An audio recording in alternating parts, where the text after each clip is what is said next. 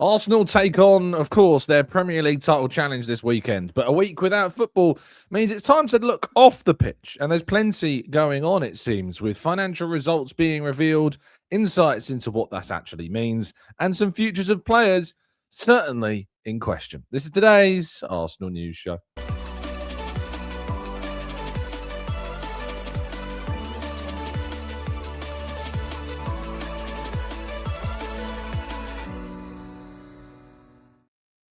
Hello and welcome to the Gooner Talk, back again with you guys and girls for another episode of what is indeed the Arsenal News Show, joining you every single morning at 8 a.m. UK time. Thank you so much as always for joining me and making this a part of your morning routines. Hope you've had a fantastic week so far. You've made it to Thursday, which is good news because it means you're just one more day away until that almighty weekend begins on Friday. Post-work, post-school, wherever it happens to be that you are nearly there. So thank you so much for joining me once again this morning, and I hope you've had, as I say, a great time this week and hopefully some mental break, some mental rest from Arsenal as well. Good morning to those joining us live in the chat box. Thank you so much as always for tuning in, for joining me. Paul, good morning to you, to Claire, to Matt G, to Mike, to Glenn. We've got Barry and Sid and B Max, Mandy Blackshine, Brian, Yanis, Rowan, good morning to you, to Maximius and Jay and Ray. Good morning to Grantley Poos and Mr. Ree, a Maker. Thank you, all of you, for tuning in. Greatly appreciate you being here, and I hope you have an absolutely fantastic rest of your day. And those catching up as well on the show, you are very welcome too. Do drop a like on the video, do subscribe to the channel, and leave us a kind review on any audio platforms that you happen to listen to us on as well. So thank you so much as always for that. But yes, plenty of action going on on the pitch as well, just not involving Arsenal. Sort of. There is certainly some relevance to Arsenal because Arsenal will find out who their last 16 Champions League opponents in that last 16 of the Champions League will be on Friday, tomorrow. The draw is indeed tomorrow, and we'll have an insight into what Arsenal's draw for the Champions League looks like. And I'll tell you, I thought Dortmund was on the cards, people, but woof. This is what Champions League football is all about, and we know it is all about comebacks and the possibility of some cup upsets. And Atalanta produced just that very thing yesterday as they managed to put 4 past Borussia Dortmund and knock the side that have been so far, have got so far in this competition, so many years out of it. And Atalanta and Bayer Leverkusen are now Arsenal's potential 2 opponents for the last 16 of the Champions League. Not only that, but there were some other upsets as well. Galatasaray did follow through despite a huge effort by Juventus, but Galatasaray knocking out Juventus in the end. Paris Saint-Germain, again, a really competitive game with Monaco, but they go through. They will play either Barcelona or Chelsea in the round of 16. Big tie, that one for whoever gets it. Liverpool and Spurs will be playing one of Galatasaray or Atletico Madrid. Manchester City or Sporting will be playing against Odegaard or Real Madrid. And of course, as mentioned, Arsenal or Bayern Munich will be playing against either Leverkusen or Atalanta. I can tell you that there is a really favourable outcome for Arsenal. I say favourable, and that would be doing a disservice to some of the teams, of course, involved. But there is a reality where Arsenal could potentially have a last 16 against Bayer Leverkusen, a quarter-final against either Bodeglimt or Sporting Lisbon, and a semi-final against either one of Atletico Madrid, Tottenham, Liverpool, Chelsea, Barcelona or Newcastle. There is a route that is quite favourable and certainly much, much kinder than Arsenal's last season, it would be fair to say. And they wouldn't then have to meet the likes of PSG or Real Madrid until the final if they were to make it there. So there is a very kinder, let's say, a kinder route than there was last season. Equally, there could be a very difficult route for Arsenal. It could be that Arsenal end up getting Manchester City or Real Madrid in the quarter-final. It could be that Arsenal end up getting a really difficult team like, a Liverpool or a Barcelona or a Chelsea or Paris Saint-Germain in a semi-final again before reaching that final clash if they can make it all the way through. So it's all open. We'll find out the results of the draw tomorrow. And, of course, we're breaking it down on Saturday morning's show. So make sure that you look out for that. I reported the story yesterday. Of course, you've seen these reports. You've seen these stories swirling around Martin Odegaard over these last few weeks. I said to you I was going to do some digging around this story, and I have done some digging around this story and spoken to some people that know what's going on. Let's just say that, and are closer to the player. And Martin Odegaard is certainly focused on Arsenal right now. He's focused on a future with Arsenal. His intention is to stay with Arsenal. He sees Arsenal as his future, and he's a key part of Mikel Arteta's plans as well for the future. So despite all these reports swirling around that you've seen claiming Man United and rifts and captaincy changes and all this stuff, so yeah, it's I'm happy to have put this out there and to got this story to you that Odegaard, yes, very much focused on Arsenal, and is expected to stay at the club. Certainly, that's where his head is at right now, and looking ahead to a future of hopefully lifting many trophies with Arsenal as well, which we would all, of course, love to see. But the big story of yesterday was the financial results, which have been finally, it's taken a long time, but finally released. And we've now got our indications about what has gone on over the last financial year for the year ending May 31st, 2025. And what we know is that Arsenal have recorded another loss. The last time Arsenal made profit was around 8 years ago in terms of their financial results. The loss is £1.4 million. And you might think, again, Arsenal still making losses, with Champions League, the improved revenues, the improved broadcast fees and all of that, but we're still making a loss. And you might have thought that maybe this was the year that Arsenal finally make a profit. Manchester City have been making profits according to their financial results for a while, but Arsenal still making loss. And you might think, oh, this is a bad thing. Well, let's put this into some context for you and show you what it looks like, because this is kind of a year-on-year pattern from 2018, which was the last time, as I said before, that we saw profit made at the club. Back in 2018, it was like a £52.1 million profit, I believe, around that figure. And then it started to dip, of course. 2018 was when the Cronkies took full control of Arsenal, bought out all the shareholders, and we started to see investment into the club. We also saw a significant low, a loss that went beyond £100 million in 2021. That was the year considerably affected by the pandemic. And, Arsenal went through these big changes. Unai Emery came in, then Mikel Arteta came in. And as soon as Mikel Arteta came in as a brand new coach, he had to contend with a world of football that completely changed with the pandemic and COVID. But after the effects of the pandemic had kind of subsided to a degree, and Arsenal started to improve, and Arsenal's performances on the pitch have started to improve, we have seen this gradual improvement. We have seen this gradual increase. And as you can see, since 2021, Arsenal have only been going, besides that slight dip, kind of a stagnation, if you like, between 2022 and 2023, a slight stagnation there, but then back on track again from 2024 and then into 2025. In the last 3 years, Arsenal are getting closer, much closer to recording that profit. So Arsenal are in a good place financially. There are certainly some question marks. If you want to read, obviously, the full details, you can do that on the Arsenal website. You can read the full breakdown of every single nook and cranny, if you like, of the financial results if you download the file at the end of the article.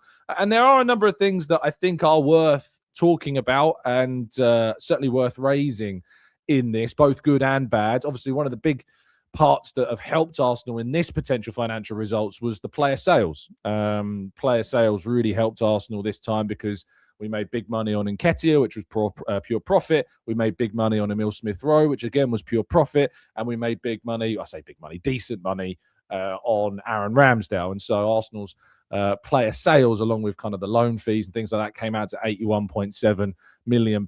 Now, next year's financial results, you would hope, again, are going to go in a positive direction. The problem that we've got this time around is there is going to be a great difference between player sales from these financial results and, of course, the next year's financial results, because Arsenal didn't make any major sales in 2025's summer transfer window. Tavares left for like £5 million, if that. Zinchenko's gone for like £1 million. Marquinhos left for like £1-2 million. There was a few loan fees for Waneri and Vieira. Lokonga went for less than £1 million. So we didn't really make any sales whatsoever during that summer transfer window of 2025. So when you see next year's financial results, we're going to see a significant drop in that specific category of where we're looking at with the finances. So yeah, it was up this year. It was 52.4 million in 2024. It's gone up to 81.7 million in terms of player sales in 2025, but that's going to drop considerably in next year's accounts because we just didn't. But one of the things also that went up a lot was wages. So wage costs increased from £327.8 million in 2024 to £346.8 million in 2025. Again, we expect that to go up again next year. Arsenal signed and have signed a lot of players. They've brought more players in. And we've obviously improved the wages of people like Gabriel and more recently Bukayo Saka and so on and so forth. So yeah, that's going to go up a lot, wages again. But what is interesting, of course, is that, and you may remember I did a piece at the start of February, which looked into Manchester City and Pep Guardiola's claims about net spend. And if you might remember the net spend hole that was left, and he has this habit of kind of leaving out certain aspects of the conversation. And I'd reported that over the last 9 financial years before this one, Arsenal had spent £808 million less on player wages compared to Manchester City. Well, after we've now got Arsenal and Man City's current and most recent financial results, I can tell you that over the last 10 financial years, Arsenal have spent £870 million less than Manchester City on player wages. So when the whole argument of, net spend and Pep Guardiola bringing up how much has been spent during his tenure as Man City boss, and look at the net spend of other clubs compared to his club. Well, Pep, you're leaving out quite a considerable chunk of money from that conversation. So it's always worth bearing that in mind. But yeah, Arsenal will now hope to turn what they are paying their players, of course, into trophies. That's the next step for Arsenal. It's turning all that money that's being spent on money as now turning into silverware. And that is the aim for Arsenal over these next X however many years that we hope to continue to stay at the very, very top. One last thing before I go on to transfers and what this might mean for the future of Arsenal in terms of transfers. There is something that I am a little concerned about, and speaking to a couple of people who know a lot more about finances than I do made me kind of aware of this, and have kind of piqued their interest, if you like. But there is, if you read down the article on the website, there is a little paragraph which talks about other operating costs. And this comes out as the other operating charges when you look at the greater breakdown of those statistics. Now, in the article, it says this reflects the increased staging costs, specific direct costs of delivering increased revenues, certain residual property matters, and inflationary pressures. That's how, I mean, it's a lot of financial jargon, and I'm going to be very honest with you. Like, that's a lot of words. I couldn't tell you the specifics of what that is, right? But why it's concerning for me is because we have seen a huge increase in this particular area. If you go back to 2022, the other operating charges was around £74 million. In 2023, that's jumped to £112 million. In 2024, that's jumped to £146 million. And now that we're in 2025's financial results, that's jumped to an almighty £200 million, nearly £201 million. That's a huge jump. In 3 years, we're talking about £124 million jump in what's just described as other operating charges, which come down to staging costs, specific direct costs of delivering increased revenue, certain residual property matters, and inflationary pressures. That's a massive jump in 3 years. £124 million increase across those 3 years. So, yeah, I think that's certainly, I've asked the question. I haven't really got anything back, from Arsenal to kind of give any more details into what that is. They're not going to go into it. But that's something to be aware of. So what does this mean in terms of transfers? Where are Arsenal at in terms of what this means going forwards? Obviously, this is the financial results for the year ending May 31st, 2025. And you'll remember, of course, that Arsenal during that financial year. Didn't really spend loads of money on transfers in the context of what they'd spent previously. We saw Mikel Merino arrive, we saw Ricardo Calafiori arrive, and we obviously paid the fee for Brentford to sign David Raya. So we spent just under £100 million in terms of players coming into the club. Now, next financial results will reflect the summer that we saw go by in 2025 with your Mosqueras, your Gyökereses, your Maduekes, your Ezas, and so on and so forth. The 8 players, well, 7 technically, the 7 players that we signed and then the 1 loan player. And again, we didn't sell anyone, but we really didn't. I know nothing considerable, nothing like these current financial results where we've seen Ramsdale, Nketiah, and Smith Rowe's player sales shown on the books. We didn't manage to sell anyone of note, and we spent a huge amount of money on players. And of course, you have to remember as well that Arsenal next summer are going to make that Pierre Hincapié deal, which is expected to be around £45 million permanent. That will be offset slightly by Jakub Kiwior's deal to Porto, where Arsenal, I think, are selling for around £20-ish million. And there's obviously sell-on clauses and stuff involved in that as well. But so offsets it a bit. But I'm going to be very honest with you. If you're expecting Arsenal to have loads of money to go and sign Julian Alvarez, for instance, for €100 million, I think you're going to be given quite a hard reality check. You know, Arsenal last summer, at the end of last summer, they were kind of hitting the edge in the realms of the financial fair play, UEFA's financial fair play regulations, and they always want to stay within that. You've also got to remember that the ownership want to run this club in a self-sustaining way. Now, it might be that we ultimately see the ownership put money in, maybe, to help offset a more investment. But again, that doesn't stop you from, it doesn't give you any breathing room necessarily with UEFA FFP, to my knowledge, at least, to my understanding. It's not something that can really be offset. So the idea that Arsenal are going to go and be able to spend another 100, 200, 300 million pounds, is just not really, in my mind, at least from just looking at these figures, from speaking to people that are more in the know than I am about finances, it just doesn't seem to be that the only way you're going to see Arsenal be able to spend big money is by selling players.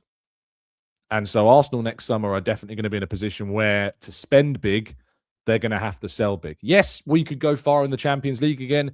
Yes, broadcast revenues. Yes, the revenues from elsewhere are going to help. But that doesn't really matter when it comes to kind of like the squad cost ratios and UEFA financial fair play.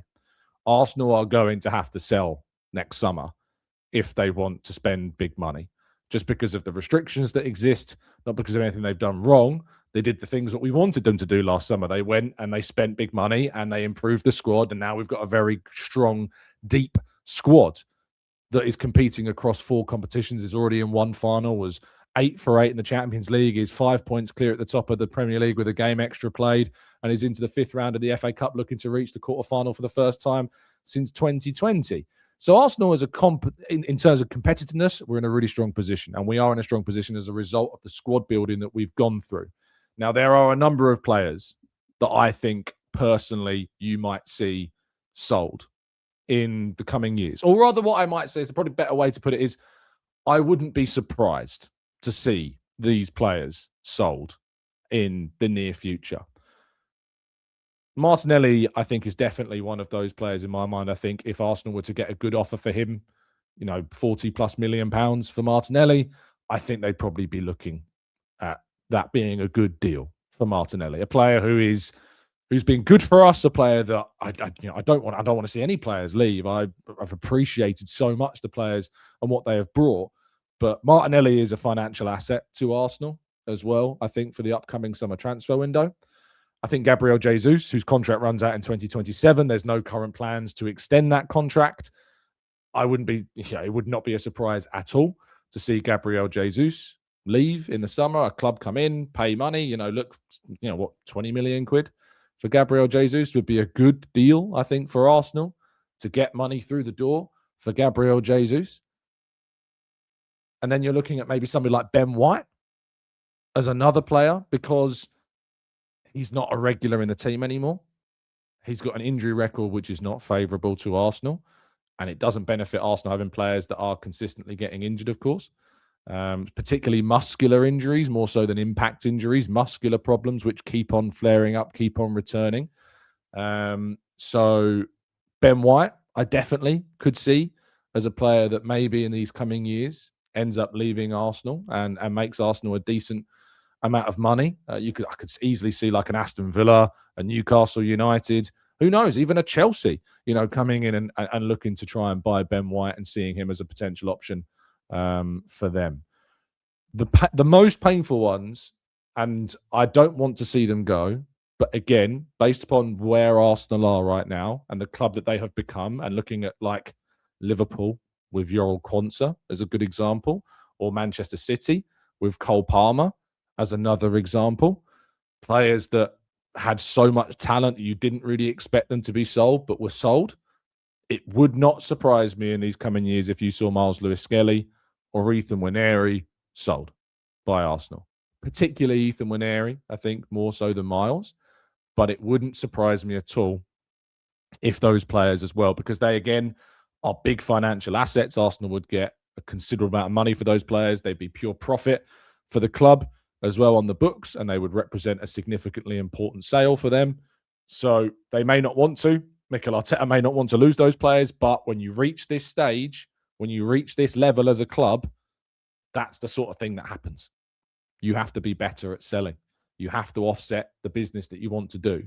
And Arsenal haven't been doing that in recent seasons. They have not been selling well enough. Under Edu, the only really time that we did sell well was during his last season at the club with Eddie Nketiah and Ramsdale and Smith Rowe, and we saw that reflect in the books this year. But next year's Andrea Berta is going to be measured a lot by what he does in terms of outgoings, how successfully he negotiates player sales, because that's going to be the next phase of his time at Arsenal. So that is what I think that you will start to see in terms of the squad side of things and the potential players that could yet leave. Some people are saying Trossard. I don't see that. I don't think Trossard has a big financial value, but I think he has a very good squad value to Mikel Arteta. And I think the left wing is an area that they are certainly looking at as an area that they think they can get more quality in. And that's why I think Martinelli is the bigger financial asset and has a need to bring in money through player sales. I think if one of Martinelli or Trossard was to go and was to be sold, I would say that Martinelli is probably one of those. So I would look at that personally as the more likely exit. But I could be proven wrong. And this is all just opinion, by the way. This is just my honest opinion about the reality, looking at the numbers, speaking to some people that are more knowledgeable in finances than I am. And so this is kind of how I view what might come next as a result of looking at those numbers and the likelihood of potentially seeing some familiar faces moving on. And you have to admit that that's just what teams do at the top level. When you get to this level, it's ruthless. When you get to this level, you see Cole Palmer's, Yoel Quansah's, James McAtee, for instance, another one. City have sold so many young, talented players, of course, that you thought might have stayed. They've sold them for big money. So, Julian Alvarez is another good example of a player that was kind of like they brought in, developed there, sold for big money, and it's helped them to spend more money later. So, obviously, with the ongoing elephant in the room with Manchester City, of course, but it's what happens.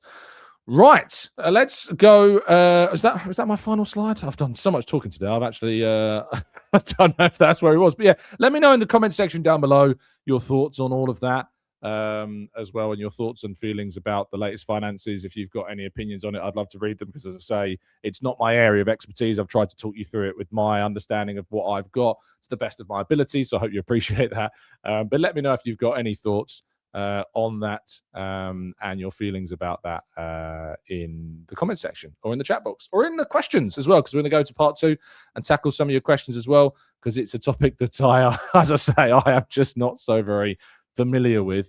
It's difficult sometimes. You can be unfamiliar with maybe when you're going abroad and you're unfamiliar with how you might stay safe on the internet. And I'm telling you, I can give you some help in that aspect, certainly, because I know the experts when it comes to staying safe online. And that is by no means anything other than NordVPN. If you go to nordvpn.com/Gooner and go to that link, you can, of course, get yourself a significant discount off a 1 or a 2 year plan on the deal. 4 months extra free on that top of that as well. All the details available on the NordVPN website. You can use this across many, many accounts, as many as 10 devices on one account. Amazing value for money. And if you stay with the contract longer than 30 days, there's something extra in there for you as well. And of course, if you're not happy with the service, there is that 30-day money-back guarantee as well. Who can say any fairer than that? nordvpn.com/Gooner. Right, let's go to part 2 and your questions and more right after this.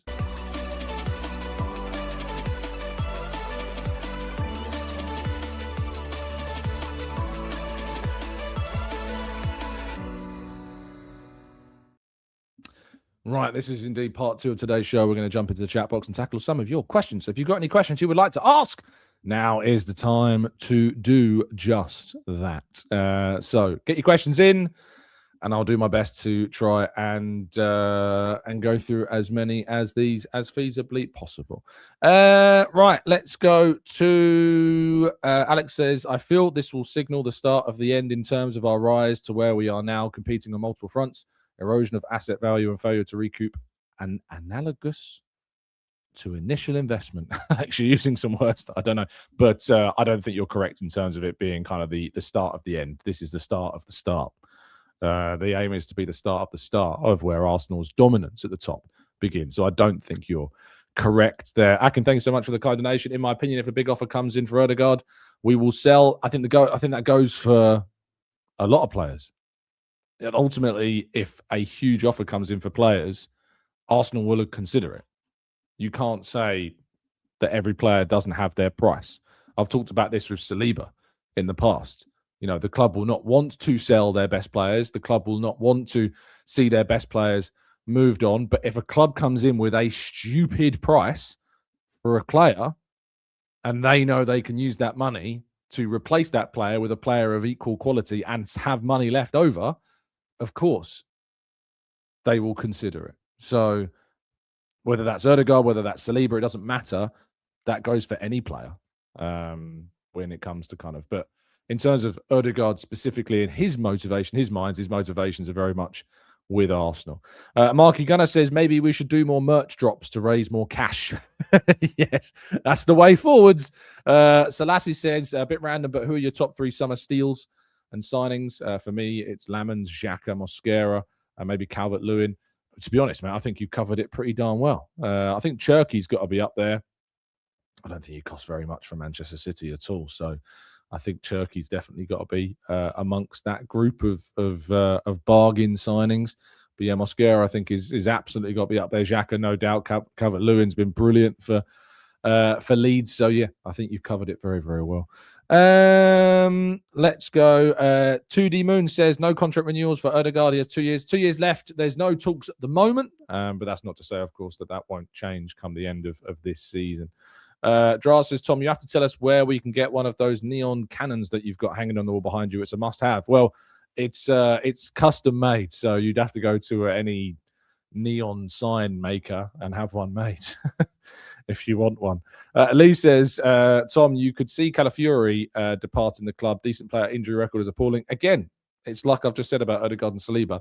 If the club receive an offer that they deem to be too good to turn down, there's no doubt that they will consider it. And Calafiori, again, would be potentially included in that. J Knott says, Tom, how can Arsenal have problems spending when City still have all these charges? It's different. It's different. If you need to have a read through the charges to understand the difference, because there are differences. It's not necessarily about how much has been spent or in what period. It's about the processes behind it, the information that was or was not allegedly given at those times. So it's more to do with the allegations around financial breaches, but in more of like a informational sense. So it's different. But I understand where people's frustrations come from, but it's different. And Arsenal want to run the club in a self-sustaining way, while being very competitive. Adea Rogba? I'm sorry if I've got that wrong. Adeda Rogba. That's the best you're going to get from me.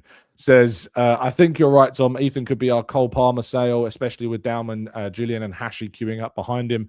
The fan reaction will be interesting when it happens, though. Yeah, absolutely. Adagoke says, is it too harsh to say that Odegaard can be moved on for a player like Musiala? When a player has been inconsistent for up to 3 seasons, I think you can cash in 3 seasons. You want to check that what happened 3 seasons ago with Odegaard? You might be a little bit surprised, mate. I don't know why people always overinflate like the bad forms of players. I do find that bizarre. Odegaard 3 seasons ago got 23 goal contributions across the entire season. This idea that it's been going on for 3 seasons now, I find always baffling. It's not been 3 seasons at all. He's had a difficult season this year, and I think that the 4 or 5 separate injury issues that he's had, mainly caused by the impact problems, has been the biggest reason for that. And obviously last season there was an injury involved as well at the start of the campaign, which I just think completely derailed. He was player for me, he was player of preseason in 2020 4's summer, and just the injury that he suffered with Norway completely interrupted that kind of flow. But I don't, it's strange. I always find it odd when people kind of overinflate like views of players. It's not 3 seasons, is it? It's not even 2 seasons yet, and we've only gone through this season. And also, by the way, that assist that he got at the weekend against Spurs, there's only one player.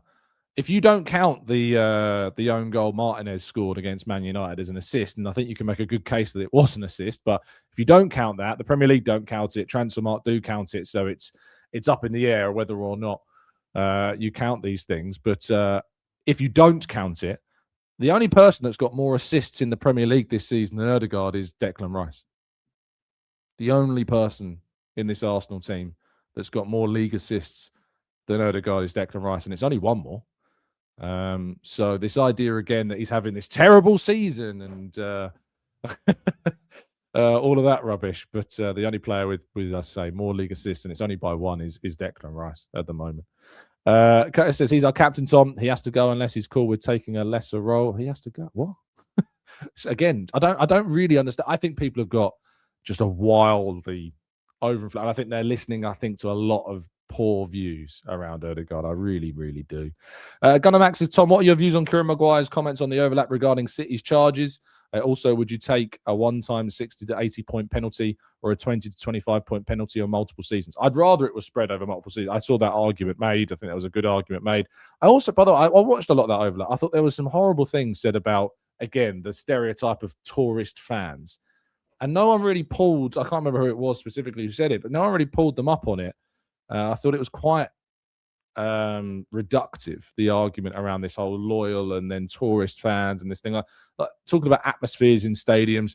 Stadiums are majority made up by season tickets. Season ticket fans outnumber any number of tourists in those grounds by several, hundreds to 1. Comfortably, I'd argue. Must be. Because the tourist element's going to be like, compared to like the fan element, they're going to outnumber them considerably, no? For every 100 fans, is there 1 tourist? If that, maybe it's even a smaller volume than that. I don't know. But the idea that, again, tourist fans taking flack, and I think, the fact that some people even call them tourist fans is in some ways quite derogatory, in my opinion. But on that kind of like Kieran Maguire stuff, again, the hope is that the next few months we'll get an outcome, but any potential charge, I'd rather the charge came, if there was going to be a charge, hypothetically, after this season finished, in my view. Charlie says, do you think the same for Saka, Tom? Will Arsenal consider a sale of Saka? Difficult. I don't think that any 80 to 100 million is not going to get you Bukayo Saka, Charlie.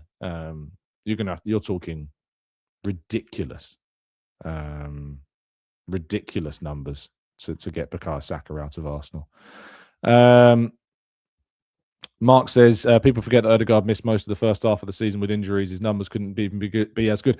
By the way, that assist number, by the way, for you that I mentioned earlier. As I say, Declan Rice is the only Premier League player for Arsenal that's got more assists in the league this season than Odegaard, and it's only 1 more if you don't count that one against Man United, by the way. And he's played 1,300 more minutes than Martin has. 1,300 more minutes. And he has one more assist, and he's the highest league assister that we've got. And they, of course, have come mainly from set pieces as well. So, again, people just need to really, I think, ground themselves, take a step back from this Odegaard thing, and really start to look at the numbers and recognize what he's giving with the group at the moment, because it is nuts. Granny Poo says, don't you agree, Tom? The financial results on selling players is a direct result of shipping out players that prove not to be good enough. The next few years will be a lot better. 100%. You know, you look at Arsenal's recruitment over the last 5, 6, 7 years. The players that we've moved on, they've been moved on because they've not been good enough for where we want to be.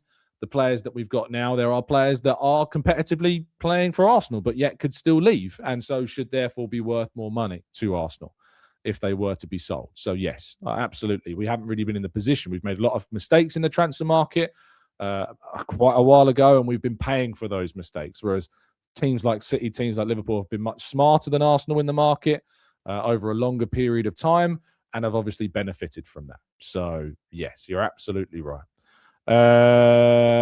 Jack says, I feel so positive every time Martin's on the pitch. I'm surprised people don't feel the same way. People need a scapegoat, and he is currently the scapegoat.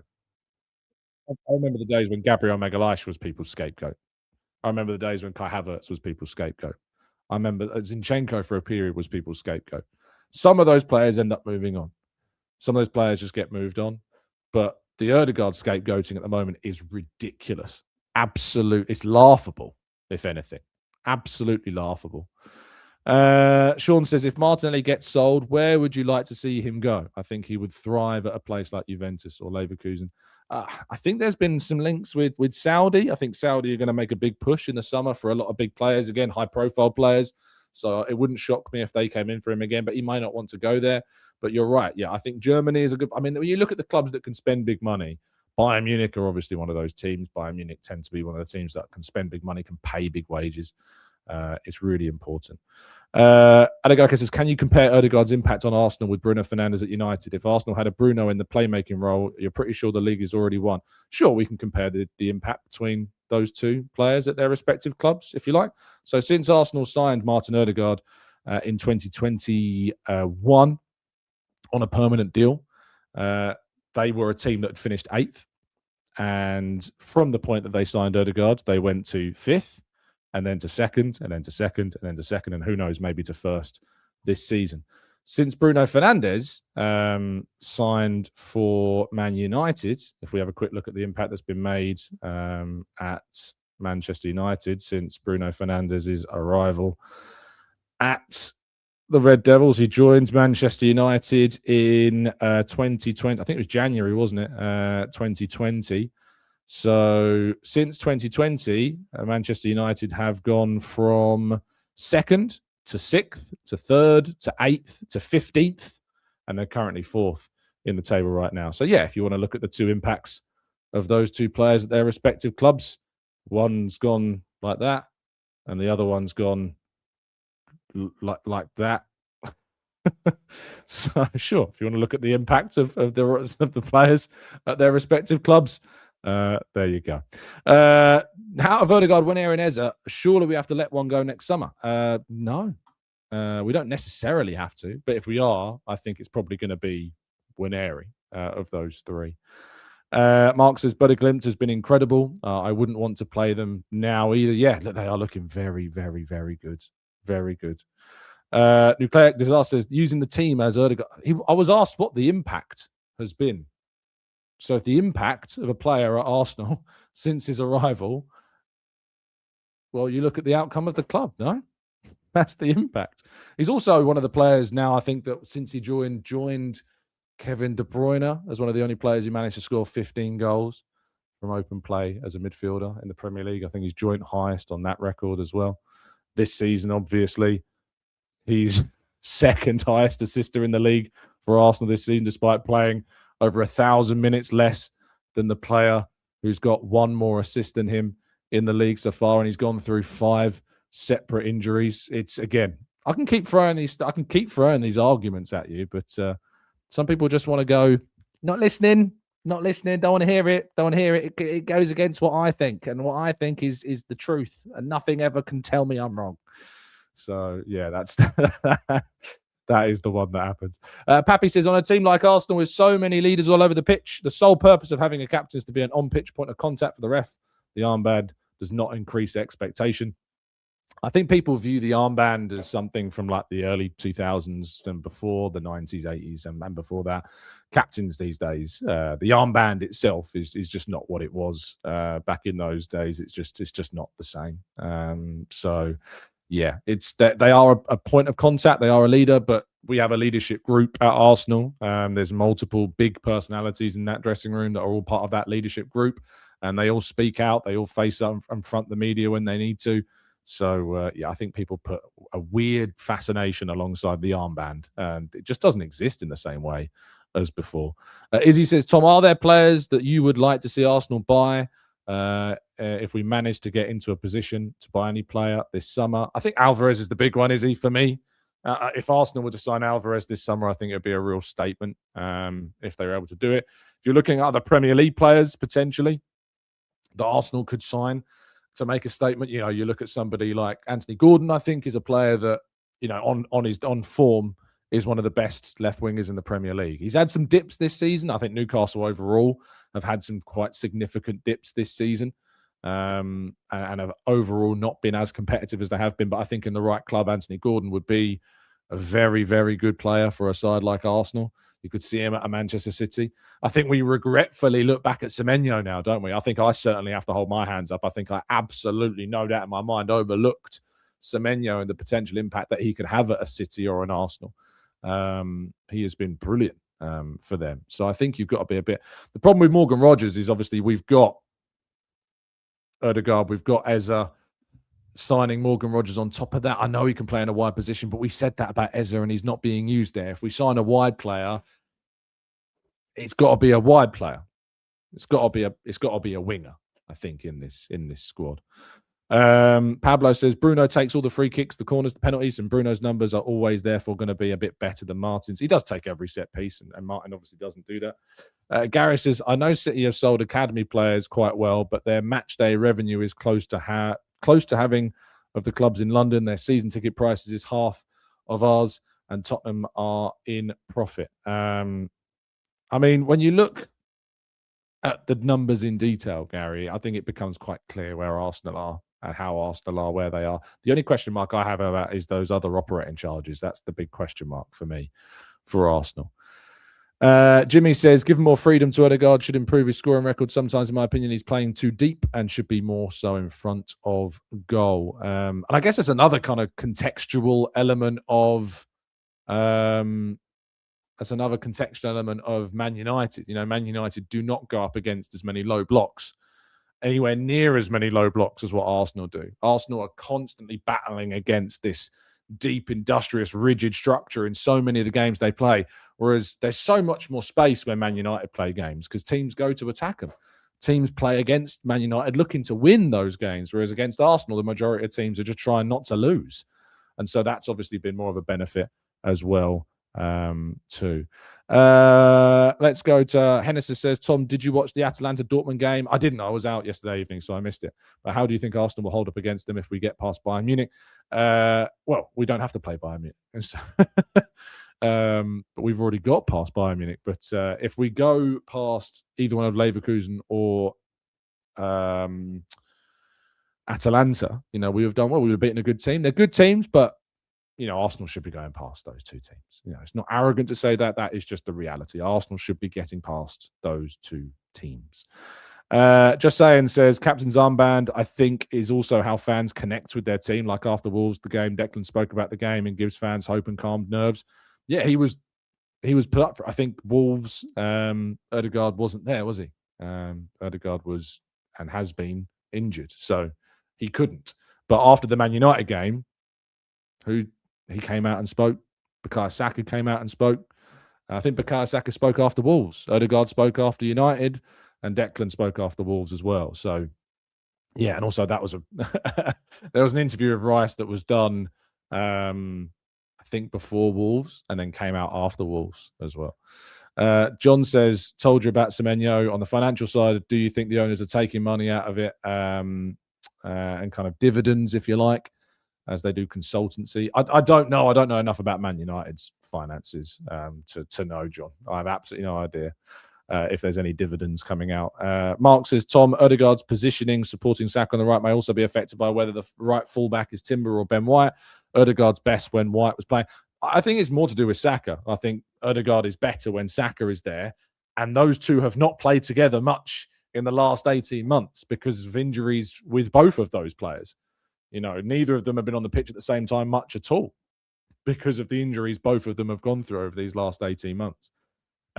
Lee says, Tom, if Spurs go down, that will have a massive effect with their new stadium. Oh, yeah. It's a financial disaster if Spurs go down.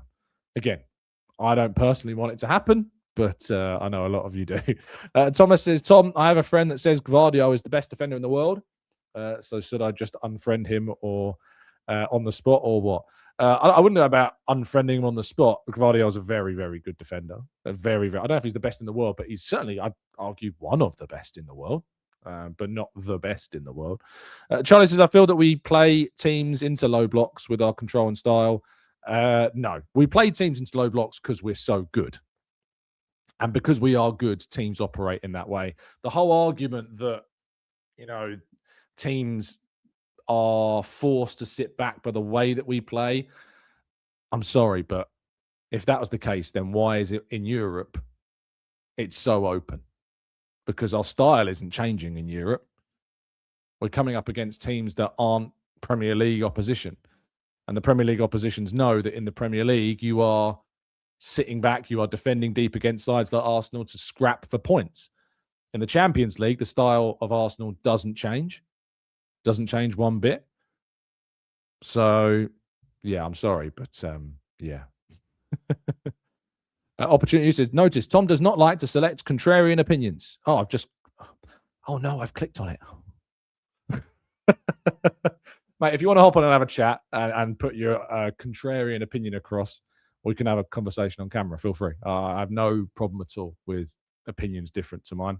In fact, I welcome them very openly. So as soon as you want, let me know wherever I can send you the link to come on the show and we can have a chat about your contrarian opinions. Let me know, mate. I'll send it your way and we can have a chat on camera because I have absolutely zero problem with anyone who has a different opinion to mine. In fact, I welcome it. I love having debates about football. It's what I live for. Daya says, what do you think of Rice's interview with Simon Collins? Yeah, I mean, first of all, Collins with a G on the end. But yeah, massive props to Simon. Fantastic interview. Really, really good stuff. Go and check it out if you haven't done so already. I think it's some really good stuff.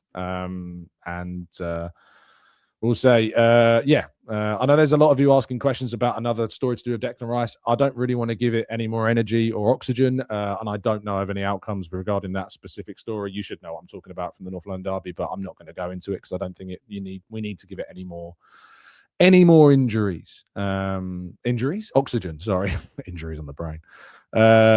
Granty Poo says, if other operating costs in part contain agent fees, it makes sense that would increase as our buying and re-signing of big contracts kick in as well. There is, I think the catering contract is up this summer and is set to be renewed, so maybe that changes things as well. Mike says, Tom is a troll, bro. He'd call you out so he can smoke you. Yeah, that's the opposite of a troll, Mike. That's literally the definition of the opposite of a troll. Trolls are the ones that stay in the shadows, that hide away from arguments and debates. I'm literally doing the opposite of what a troll would do. Youngman says, we play against low blocks because it's effective against our pragmatic style of play where we dominate possession. European teams just haven't adapted to that yet. Aoife says, Tom, the Pure Profit Academy sales need some looking at. I remember City spending a good amount of money for a number of those academy graduates. They're sold and everyone raves about it. I think that the academy side of things is an area that the club are aware of needs to be improved. The money we're making from it is and hasn't been good enough. City over the last I think 9 seasons? I think City have made something like £120 million more on youth academy players And that doesn't include the likes of Cole Palmer either. I'm talking about like sales from the under-21 squad. They've made like 120 million pounds more than us. I think we've made like 17 million quid, just over that in the last X number of years. It was in the piece I wrote the other week, so go and read that. You'll find it all on there. Let's go to Curtis. Says Tom definitely welcomes all. The only people I don't are people who abuse and people who troll. If you troll or abuse or are just irritating, and that's nothing to do with your opinions, I think it is. You can tell when it's just there's no pureness in a comment. We don't have that. We don't welcome people that are like that or abusive in the chat box. But if you've got a different opinion to me, I'd love talking about football. Welcome it all day long. Gary says, I want to see us sell well. And that being said, 40 million for Martinelli is laughable. I'm not sure if it's laughable. Because the reality is that he's not a regular starter for Arsenal. He is 24 years of age and has a contract until 2028. So he's only got 2 years left on his deal after this season. 40 to 50 million quid, I don't think is a terrible sale of Martinelli. That would be our record sale. It's worth pointing out, which still, by the way, is Alex Oxlade-Chamberlain. That tells you just how bad we've been at selling. That our record sale is still Alex Oxlade-Chamberlain. That says everything. If you look at all the other big clubs, their record sales are going to be from, unless it's like a Coutinho, like with Liverpool, for instance. But you look at the majority of recent sales, those record sales are going to be in recent seasons. But yeah, it's nuts. I think Oxlade-Chamberlain is our record sale. You can understand Liverpool's being a few years ago because Coutinho went for like 100 and whatever million. But again, that's like 3 times what Arsenal got for Oxlade-Chamberlain. Hennessy says, Tom, do you think moving Saka to striker and like Thierry Henry would work? Nope, I don't. Square peg in square holes, please. That's what we need to do. Moving to 10 is about the only thing I'm more willing to do with him at the moment. Not centre forward though. He's just not, for me, got the hold up ability in a central area as a centre forward with the aerial ability that you need at the moment to do that. I don't think. Lee says, Tom, can you see Calafiori being offloaded due to injuries? If a good fee comes in, then I can, but not unless Arsenal get offered a lot of money for him. And I'm talking a lot of money. I'm talking like 60 plus for Calafiori. Maxi Man says, watching on catch up because I'm a little behind. How serious are the Gordon links? Are we interested? He's of interest to Arsenal. I don't know if he's going to be the player that we make moves for in the summer. He might be. But he certainly is a player who's of interest to Arsenal, but I don't know anything really more beyond that. So let's wait and see. Chano says, if it would be so painful if we were to see Ben White move out to the likes of Chelsea. However, that would be the only club that maybe would pay the large fee for him. Pappy says, Oxlade-Chamberlain is our record sale is an indictment of how poor our recruitment has been as well. Yeah, you could argue that. I think that's a very fair argument, and I can't really disagree with that. Tony says, please leave Saka where he is. No experiments. He did excellent against Spurs, I thought, in the right. I think it was probably his best performance of the season, and I might be forgetting some big ones, but yeah. Jen next door says, Anthony Elanga was sold for 50 million quid. Martinelli has to be more than that. But you have to also remember that he was bought by a Premier League club from another Premier League club, and he was going in that direction, whereas Martinelli is going from a Premier League club, I imagine, to not a Premier League club, and probably going in that direction in terms of kind of his career path. So to the next club. The next club he joins isn't going to be bigger than Arsenal. But the next club that Anthony Elanga joined was going to be bigger than Nottingham Forest, and it's going to a very rich club like Newcastle in the Premier League. So it doesn't really work as an argument. I see where you're coming from, but it doesn't really work because of the factors associated to it. Claire does make the point that Ben White's probably too old as a signing for Chelsea, which is very true. And Amberley says that as well.